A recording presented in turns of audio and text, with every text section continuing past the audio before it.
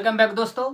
आज हम लोग भूगोल के इस यात्रा में सीखने वाले हैं कि ब्रह्मांड की उत्पत्ति कैसे हुई, ब्रह्मांड की उत्पत्ति के होने समय किस तरह से तारों का निर्माण हुआ, ग्रह कैसे बने। इन सभी बातों पर हम लोग आज इस वीडियो में विशेष रूप से चर्चा करने वाले हैं। मैंने पिछला वीडियो में ब्रह्मांड के निर्माण के बारे में कुछ वीडियो बनाया था, उसको आप देख सकते हैं और उसमें समझ सकते हैं कि ब्रह्मांड की सर्वप्रथम खोज किसने किया, शब्द किसने दिया, उसके बारे में मैंने पिछले वीडियो में चर्चा किया हूं। उसको आप देखिए और समझिए और ज्योग्राफी की यात्रा को सफल बनाइए। तो आज हम लोग इस ज्योग्राफी की यात्रा में हम लोग सीखेंगे कि ब्रह्मांड की उत्पत्ति कैसे हुई है और इसी ब्रह्मांड में लाखों तारे जो हमें जो है रात में जो आकाश में जो टिमटिमाते हुए लाखों तारे जो दिखाई देते हैं, उन तारों का निर्माण कैसे हुआ, ग्रहों का निर्माण कैसे हुआ, इन सभी बातों का आज हम लोग इस वीडियो में जवाब खोजेंगे। तो आइए समझते हैं। तो ब्रह्मांड के उत्पत्ति से संबंधित बहुत सारे खगोल शास्त्रियों का कई मत रहा है, कई सिद्धांत रहा है ना। और उसमें जो सबसे विभिन्न ब्रह्मांड से रिलेटेड, ब्रह्मांड से संबंधित विभिन्न सिद्धांतों में जो सबसे ज्यादा प्रमुख, सबसे ज्यादा जो फेमस प्रसिद्ध जो सिद्धांत हुआ है, जिसको सर्वमान्य प्राप्त है, वो है हमारे पास बिग बैंग थ्योरी। ब्रह्मांड की उत्पत्ति से संबंधित सबसे फेमस और प्रसिद्ध और मान्य जो थ्योरी जो है वो है हमारा बिग बैंग थ्योरी। ये बिग बैंग थ्योरी क्या होता है उसको समझने से पहले हम लोग पहले ये समझ लेते हैं कि बिग बैंग थ्योरी किसने दिया और किसने प्रस्तुत किया है। तो बिग बैंग थ्योरी को हम लोग हिंदी में महाविस्फोट कह सकते हैं, महाविस्फोट सिद्धांत कह सकते हैं। इस महाविस्फोट यानी कि बिग बैंग थ्योरी को देने वाले जो खगोल शास्त्री थे उनका नाम था जॉर्ज लेमेतेयर। जॉर्ज लेमेतेयर, ये जॉर्ज लेमेतेयर जो खगोल शास्त्री है वो है बेल्जियम के खगोल शास्त्री हैं। इन्होंने 1894 और 96 के बीच जो है इन्होंने अपना सिद्धांत को क्या किया था, बताया था। और इनके सिद्धांत को विस्तृत रूप दिया, इनके सिद्धांत को विस्तृत रूप दिया किसने? रॉबर्ट वेगनर ने। किसने दिया? रॉबर्ट वेगनर ने इन बिग बैंग थ्योरी के विस्तार रूप दिया 1967 ईस्वी में। अब हम लोग समझते हैं कि बिग बैंग थ्योरी आखिर है क्या, इसके माध्यम से कैसे जो है ब्रह्मांड की उत्पत्ति हुई, इसको अब हम लोग विस्तार पूर्वक समझते हैं। तो अगर हम लोग इसका अगर बात करें तो बिग बैंग थ्योरी का मतलब होता है महाविस्फोट, जिसको हम लोग हिंदी में बोलते हैं। इसमें क्या होता है कि ये जो जॉर्ज लेमेतेयर जो खगोल शास्त्री थे, इनका मानना था कि ये पूरा विश्व संसार में जो है पहले जो था एक 15 अरब वर्ष पूर्व जो था, ये पूरा ब्रह्मांड जो था अग्निपिंड के रूप में था, एक विशाल अग्निपिंड के रूप में था, यानी कि एक अग्नि का गोला था, है ना, जो एक प्रकार का ठोस पदार्थ था, ठोस रूप में था। किस रूप में था? ठोस रूप में, है ना। ठोस यानी कि कठोर रूप में मौजूद एक अग्निपिंड था। वही अग्निपिंड में क्या होता है? विस्फोट होता है। और जब वो अग्निपिंड जब विस्फोट होता है तो उसके बिखराव से, उस अग्निपिंड के बिखराव से, विस्फोट के बिखराव से क्या होता है कि उसका अंश जो है, कण जो है इधर उधर क्या कर जाते हैं? छितरा जाते हैं। कण जो है इधर उधर क्या हो जाते हैं? छितरा जाते हैं। उन्हीं कणों को बोला गया बाद में ब्रह्मांडीय पिंड। आपको समझ में आ रहा होगा कि उनका मानना है कि बहुत 15 अरब वर्ष पूर्व जो है इस पूरे ब्रह्मांड में सिर्फ विशाल का एक अग्निपिंड था जो कि ठोस रूप में था। और वो ठोस अग्निपिंड में अचानक क्या होता है? विस्फोट होता है। और उसके विस्फोट के कारण जो है उसका कणों का जो है इधर उधर बिखराव होता है, जिसको नाम हम लोग देते हैं कौन सा? ब्रह्मांडीय पिंड। अब जैसे समझिए, जैसे कि मान लीजिए कि आपके पास एक मोटा जलता हुआ लकड़ी है, आप उसको जमीन पर अगर क्या करते हैं? पटकते हैं, तो उसका जो जलता हुआ, जो धधकता हुआ जो आग होगा वो इधर उधर क्या हो जाएगा? छितरा जाएगा। उसमें जब तक आग की ऊर्जा रहेगी तब तक वो क्या होगा? एक आग की तरह जो है धधकता हुआ पार्ट के रूप में रहेगा। लेकिन जैसे जैसे वो बुझेगी, जैसे जैसे वो ठंड हो जाएगी, वैसे वैसे उसका स्थिति का होता जाएगा, चेंज होता जाएगा। उसी तरह से यहाँ पर जब अग्निपिंड में जब विस्फोट हुआ तो उस अग्निपिंड के विस्फोट से जो इधर उधर कण जो छितराए उसको बोला गया ब्रह्मांडीय पिंड। अब इन ब्रह्मांडीय पिंड जो है धीरे धीरे इन ब्रह्मांडीय पिंड में भी पुनः इन ब्रह्मांडीय पिंड में भी पुनः लगातार जो है विस्फोट हुआ और उसके विस्फोट से उसके अंश जो फिर से बिखर गए, इधर उधर बिखरे।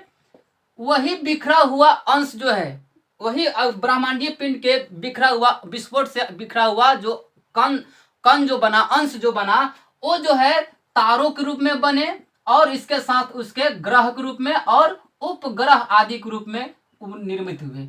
यानी कि विस्फोट के दौरान जो अंश धीरे धीरे करके क्या हो गए, ठंड हो गए और उनमें जो है धीरे धीरे जो है हीट यानी कि उष्मा जो है, ऊर्जा जो है कम होता गया और ठंड पड़ गए। उस पिंड का ब्रह्मांडीय पिंड को ग्रह बोल दिया गया। और जो पिंड अभी तकला जो है उसमें उष्मा मौजूद है, हीट है, उसको अब बोला गया तारे। यानी कि ब्रह्मांडीय विस्फोट से जो कणों का जो बिखरा हुआ उसमें कुछ कण अभी भी जो है धधकता हुआ है ना, धधकता हुआ उष्मा के साथ अभी भी ज्वलित है और कुछ जो है उसमें क्या हो चुके हैं, कुछ अंश ठंडा पड़ गए हैं। ठंड पड़े गए अंशों को ग्रह बोल दिया गया और जो ठंड नहीं है अभी भी धधकता हुआ आग के रूप में है उनको बोला गया तारे।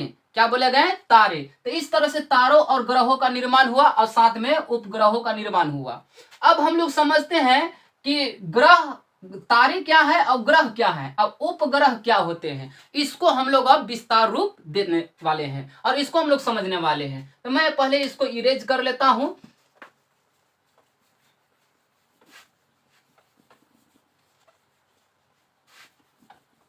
अब यहां पर प्रक्रियाओं को समझिए आप। जैसे कि हम लोग अभी समझे तारे, तारे अब एक और हम लोग लेते हैं ग्रह। तारे और ग्रह, तारे जिसको हम लोग शुद्ध हिंदी में अगर हम बोले तो ज्यादा नजदीक है तारा का इंग्लिश स्टार, और ग्रह को हम लोग प्लेनेट बोल सकते हैं। इसका इंग्लिश वर्ड प्लेनेट हो जाएगा। अब यहां पर समझिए इसको, यदि अगर तारा जो है, तारे हम लोग ऐसे आकाशीय पिंड को तारा कहते हैं जिसमें खुद का क्या होता है, अपना खुद का इसमें होता है प्रकाश, इसमें खुद का अपना प्रकाश होता है और इसमें साथ साथ प्रकाश के साथ उष्मा। जाहिर सी बात है कि किसी भी वस्तु में अगर प्रकाश उत्पन्न हो रही है, प्रकाश बन रही है या उसमें प्रकाश मौजूद है तो वहां पर उष्मा यानी कि हीट तो बनेगा ही बनेगा। तो इस तरह से जो है तारों में खुद का बहुत ज्यादा प्रकाश और बहुत ज्यादा उष्मा मौजूद होता है। तो जिस आकाशीय पिंड या ब्रह्मांडीय पिंड, जिस ब्रह्मांडीय पिंड में खुद का प्रकाश और उष्मा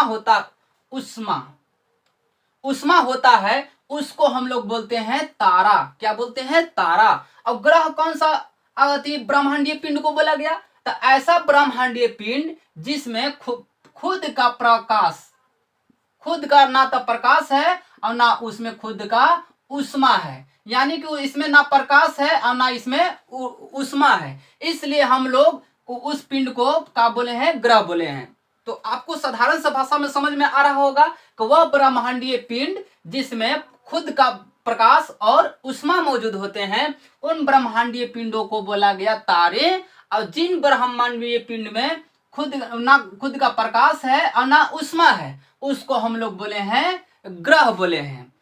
तो इस आपको समझ में आया होगा। अब हम लोग इस प्रक्रिया को आगे अगर हम बढ़ाते हैं तो पाएंगे। अब देखिए यहाँ पर इन तारों जो है, तार जो हमें रात में जो आकाश में जो टिमटिमाते हुए जो तारे नजर आते हैं वो तारे जो है वो अपना अपना एक ग्रुप है, उन सब का जो है अपना अपना एक ग्रुप है। तो ध्यान रखिएगा कि तारों के ग्रुप को हम लोग बोलते हैं क्या, तारों को ग्रुप को हम लोग बोलते हैं आकाश गंगा। ध्यान रखिएगा, तारों के ग्रुप को हम लोग बोलते हैं आकाश गंगा, जिसको हम लोग इंग्लिश में बोलते हैं गैलेक्सी।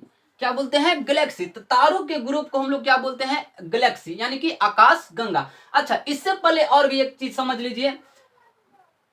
वैसे ब्रह्मांडीय पिंड जो क्या कर रहे हैं, तारों के चक्कर लगा रहे हैं, जो तारों के चक्कर लगा रहे हैं उन ब्रह्मांडीय पिंडों को प्लस जो ग्रहों के खुद चक्कर लगा रहे हैं, यानी कि तारों को चक्कर लगाने वाले जो ग्रह होते हैं और उसके साथ ग्रहों को जो चक्कर लगाने वाले होते हैं उपग्रह, ग्रहों को चक्कर लगाने वाले कौन होते हैं? उपग्रह होते हैं।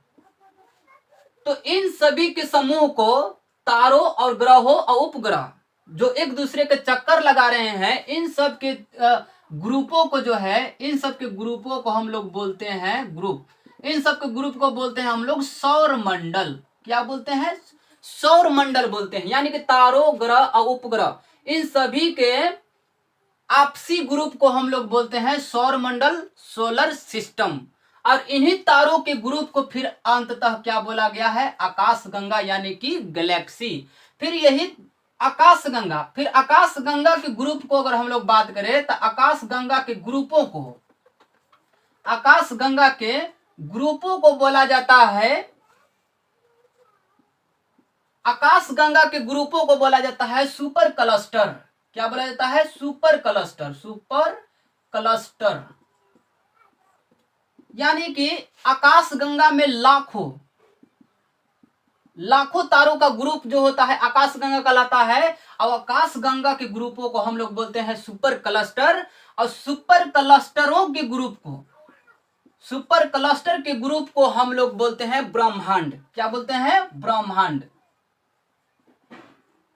यानी कि यूनिवर्स।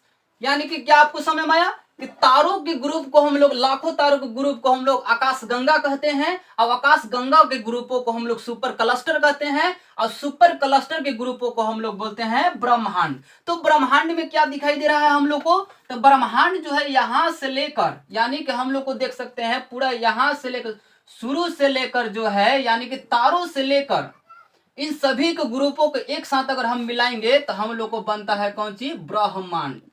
क्या बनता है? ब्रह्मांड बन जाता है।